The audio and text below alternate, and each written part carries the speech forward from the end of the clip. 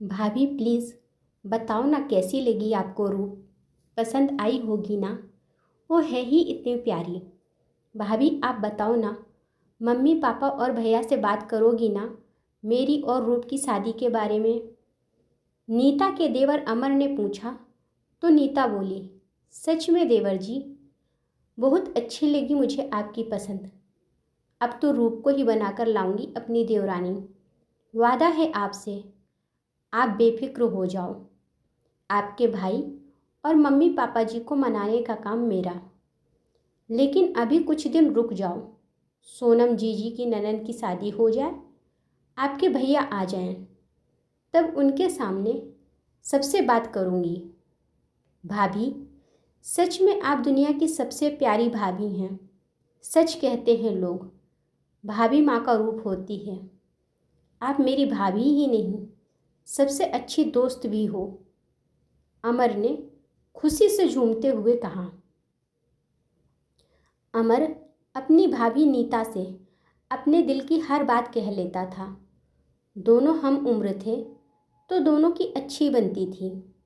अमर के भैया अमित रेलवे में सरकारी नौकरी करते थे तो दूसरे शहर में रहते थे।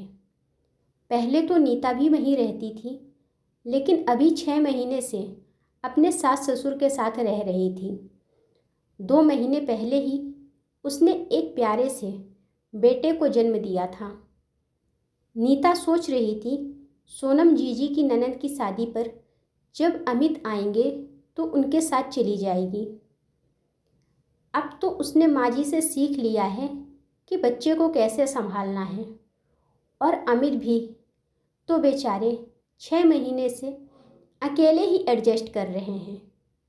अमर, तेरे भैया का फ़ोन आया है। उसकी गाड़ी 1 घंटे में स्टेशन पहुंच जाएगी। मोटरसाइकिल ले जा और बुला ला उसे। शाम को सोनम के ससुराल के लिए निकलना है तुम तीनों को। अमर की माँ ने कहा। अरे माँ, आप और पापा भी चलना। कितना कहा है दीदी की सास ने आप दोनों को लाने के लिए। अरे छोरा, दिमाग तो ठीक है। बेटी के घर का पानी भी पियो तो नर्क मिलता है, और तू अपने माँ बाप को शादी में ले जा रहा है अपनी बहन के ससुराल। नीता की बुआ सास सुषमा देवी ने कहा। सुषमा जी पुराने ख्यालात की महिला थी, घर की सबसे बड़ी थी। घर में उनकी बात कोई नहीं टालता था। अमर के पापा को उन्होंने ही पाल पोस कर बड़ा किया था। बहुत ही छोटे थे जब उनकी माँ का देहांत हो गया था। नीता तैयारी कर रही थी। शाम को ननद के यहाँ जाना था। आज उसने अमित की पसंद का खाना बनाया था। पूरे 1 महीने बाद घर आ रहे थे। नीता बड़ी ही बेसब्री से अपने पति का इंतजार कर रही थी। अमर भी गए बहुत समय हो गया था। नीता भी बार बार फ़ोन मिला रही थी, लेकिन दोनों में से कोई फ़ोन नहीं उठा रहा था। जैसे जैसे समय निकल रहा था, सभी घर वालों की बेचैनी बढ़ती जा रही थी। सबके मन में अजीब अजीब ख्याल आ रहे थे। थोड़ी देर बाद एम्बुलेंस की आवाज़ आई और सब लोग दौड़कर बाहर की तरफ भागे। एम्बुलेंस में अमित की लाश थी। ट्रेन पूरी तरह से रुक भी नहीं पाई थी और वह जल्दी में उतर रहा था, जिसके कारण वह हादसे का शिकार हुआ। अमर के लिए अपने भाई को इस तरह घर लाना दुनिया का सबसे कष्ट का काम था।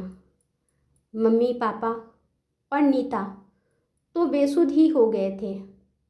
नीता की दुनिया ही उजड़ गई थी और 2 महीने के बच्चे के सिर से पिता का साया उठ गया था। अमित के जाने के बाद हंसते खेलते घर में उदासी और खामोशी ने अपनी जगह बना ली थी। लापरवाह अमर अब जिम्मेदार बेटा बन गया था। हर पल मुस्कुराती नीता का चेहरा अब मुरझाने लगा था। नीता हर वक्त गुमसुम रहने लगी थी। अमित को गए 1 साल हो गए थे। नीता के मम्मी पापा आज उसके ससुराल आए थे। सुषमा बुआ जी ने बुलवाया था। अमर और नीता को भी वहीं बैठाया गया। बुआ जी ने नीता के पापा से कहना शुरू किया, वर्मा जी, नीता आपकी बेटी ही नहीं, हमारे घर की बहू भी है। अमित तो चला गया, इन दोनों का साथ शायद इतना ही लिखा था ईश्वर ने, लेकिन अभी उम्र ही क्या है बेचारी नीता की। पहाड़ जैसा जीवन अकेले कैसे काटेगी। इसीलिए मेरा तो यही फैसला है कि नीता को उसके देवर के लिए बैठा दूँ। आपको सिर्फ बताने के लिए बुलाया गया है। 15 दिन बाद बड़ा ही शुभ मुहूर्त है। उसी दिन इन दोनों का विवाह करवा दिया जाएगा। आप कहीं ना कहीं अपनी बेटी की शादी तो करेंगे ही, कहीं बाहर जाएगी तो हमारे पोते को भी साथ ले जाएगी। इससे अच्छा है घर में ही रहेगी और इसका जीवन भी संवर जाएगा। वर्षों से यही होता आया है, इसमें कोई बुराई नहीं है। बुआ जी की बात सुनकर सभी लोग चुप बैठे थे। किसी को कुछ समझ नहीं आ रहा था कि क्या बोलें। बुआ जी ने अमर से पूछा तो वह चुप रहा। उसने कोई जवाब नहीं दिया।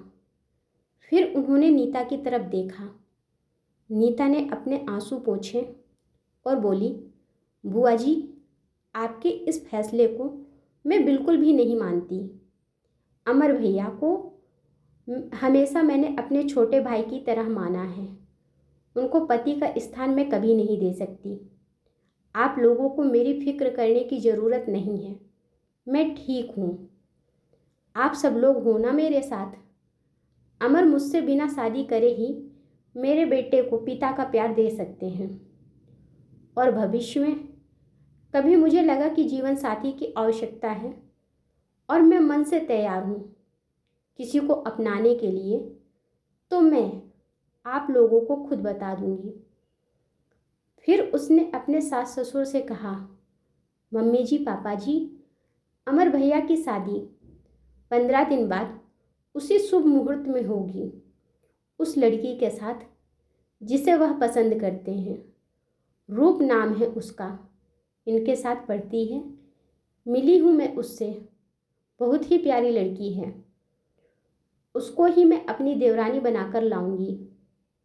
आप लोग शादी की तैयारी कीजिए, हम कल ही रूप के घर चलेंगे।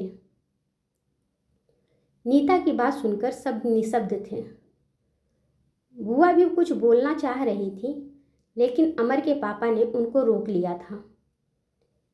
नीता के मम्मी पापा को अपनी बेटी के फैसले पर गर्व हो रहा था और अमर हाथ जोड़कर अपनी भाभी को धन्यवाद कर रहा था। नीता ने आज एक सही फैसला लेकर 3 जीवन बर्बाद होने से बचा लिए थे और वर्षों से चली आ रही रूढ़िवादिता को आगे बढ़ाने से इनकार कर दिया था। कहानी अच्छी लगी हो तो लाइक करें और मेरे चैनल को सब्सक्राइब करें। धन्यवाद।